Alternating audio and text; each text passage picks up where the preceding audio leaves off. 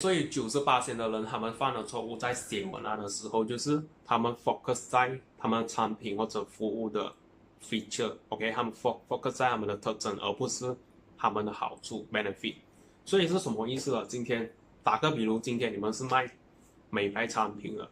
今天你们在文案你们会常常写这个产品会让你们的皮肤变白 ，OK， 这样子这个是一个 feature 来的。因为你在讲深一点的是，你们应该这样写。这个产品可以让你提高你们的自信 ，OK， 所以这个是 benefit， 这个才是真正的 benefit。OK， 过后第二个 example 我可以给你们的是，今天你们是做 property 的 ，OK，property 我每次看到的文案就是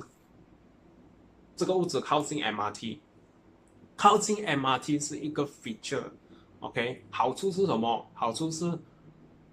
让你节省时间，想要达到想去的地方，通过 MRT，OK， 这个才是他们的 benefit。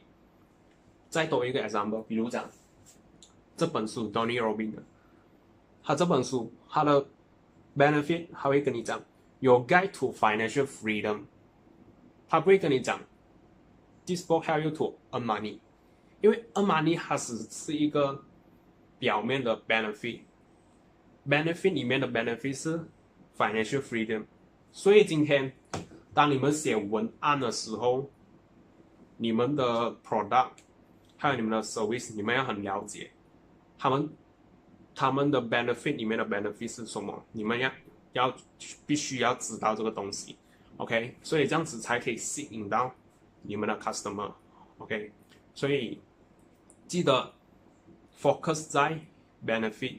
不是 focus 在 feature，OK， benefit 不是 feature， 所以今天如果你觉得这个 video 有用的话，记得分享给你的朋友知道。